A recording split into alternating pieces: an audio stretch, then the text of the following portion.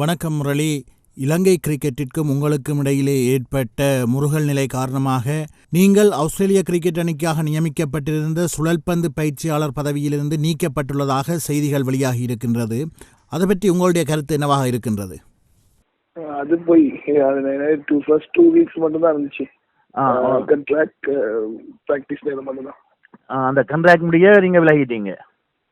இல்ல, கான்ட்ராக்ட் முடிஞ்சோன்னு முடிஞ்சிது சார். இந்த சீரிஸ் முடியும் மட்டும் அந்த கான்ட்ராக்டை தொடர்றதுக்கான எந்த விதமான முயற்சியும் ஆஸ்திரேலியா கிரிக்கெட் மேற்கொள்ள இல்லையா? இல்ல அவங்க கேட்டது ஃபுல் டூர் இருக்கு. நான் சொன்னேன் 2 வீக்ஸ் தான் முடியும். ஸோ கான்ட்ராக்ட் முடிஞ்சது 2 வீக்ஸ். பல்லேகளை கிரிக்கெட் கிரவுண்டில் அங்கே மைதான பராமரிப்பாளர்களுக்கும் உங்களுக்கும் இடையில ஒரு முரண்பாடு வந்ததாக அது தொடர்பாக திலங்க சுமதிபால ஒரு கருத்தை முன்வைத்திருந்தவர். அது தொடர்பாக உங்களோட நிலப்பாடு என்னவா இருக்கு? அப்படி ஒன்றும் நடக்காம இருக்கல. என்ன அது போய் வதந்தின்னு தான் சொல்ல வேணும். அப்படி ஒண்ணுமே நடக்கல. இது தொடர்பாக இலங்கை கிரிக்கெட்டுக்கு தொடர்பு கொண்டு நீங்க ஏதாவது பேசி இருக்கிறீங்களா? நான் இலங்கை கிரிக்கெட்ல தொடர்பு இல்லையே. அது இருந்தாலும் அவங்களோட பேசுறதுக்கு வாய்ப்பும் இல்லை. நான் சொல்லியிருக்கேன் இப்படி நடக்கல, போய் வதந்திகளை கிளப்ப வேண்டாம். இது தொடர்பாக சிரேஷ்ட வீரர்கள், அதாவது உங்களுடைய காலப்பகுதியில் அணியில இருந்த அர்ஜுன ரணதுங்கவா இருக்கட்டும், சனத்திய குமார் சங்கக்கார போன்றவர்கள் உங்களோட தொடர்பு கொண்டு அதை பற்றி கலந்துரையாடி இருந்தார்களா? அவர்களுடைய நிலைப்பாடுகள் எவ்வாறு இருக்கின்றது? இதை பத்தி யாருமே கலந்துதே இல்லை. இது பர்சனல் இது தானே. ஸோ அவங்கெல்லாம் அதுக்கு தலையிட மாட்டாங்க. ஆனா அர்ஜுன ரணதுங்க, குமார் சங்கக்கார போன்றவர்கள் கருத்து தெரிவிப்பதாக ஊடகங்களிலே செய்தி வந்து கொண்டிருக்கின்ற முரளி. அவங்களோட கருத்துக்களை தெரிவிச்சிருக்காங்க, அவ்வளவுதான்.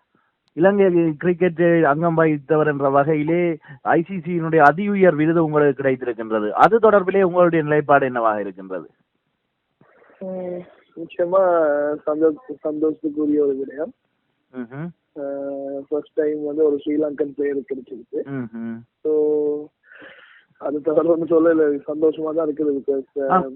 உலக கிண்ணத்தை வெற்றி கொண்ட அர்ஜுன ரணதுங்க, அதே போன்று சர்வதேச மட்டத்திலே ஒரு சிறந்த துடுப்பாட்ட வீரராக கருதப்படுகின்ற குமார் சங்கக்கார, மகேல ஜெயவர்தன, சனத் ஜெயசூரிய அவர்களை எல்லாம் தாண்டி ஒரு உயர் விருது ஒன்று இலங்கையராகிய உங்களுக்கு முதல் முறையாக கிடைத்திருப்பதை பற்றி நீங்கள் எவ்வாறான மனோநிலையில் இருக்கின்றீர்கள்?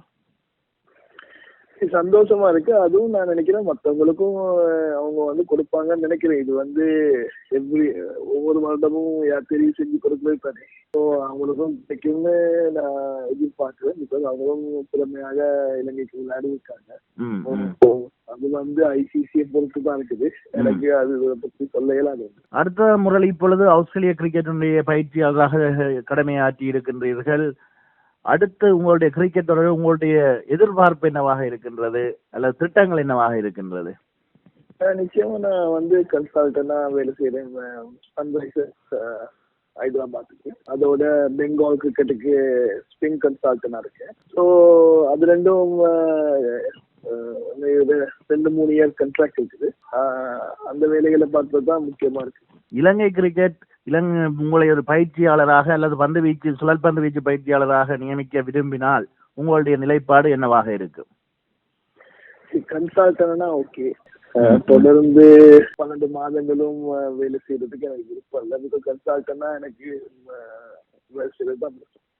அவர்கள் இறுதியாக மீண்டும் பல்கலைக்கழகங்களுடைய தொடர்பிலே கேட்கலாம் நினைக்கின்றேன். உண்மையிலே அந்த சந்தர்ப்பத்திலே என்ன நடந்தது என்று கொஞ்சம் விளக்கமாக சொல்ல முடியுமா?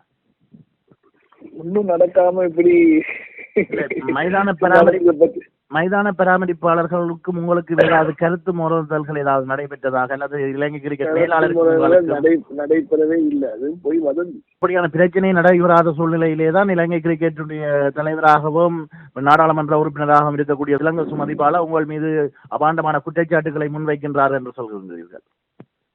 ஆமா, டெஃபினெட்லி. பிகாஸ் அப்படி ஒன்றும் நடக்கவில்லை. எனக்கும் மேனேஜருக்கு மட்டும் ஒரு கருத்து இது பண்ணிச்சு. என்ன தொடர்பிலே இடம்பெற்றது?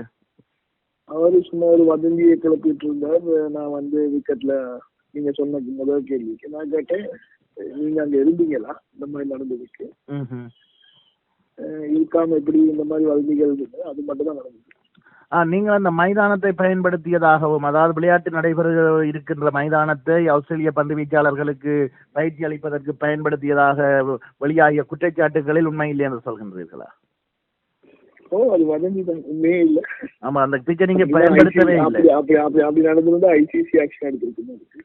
ஆமா, திலங்க சுமதிபால கூறியிருந்தார் இது தொடர்பிலே ஆஸ்திரேலிய கிரிக்கெட் நிர்வாகத்திற்கு முறைப்பாடு செய்யப்பட்டுள்ளதாக.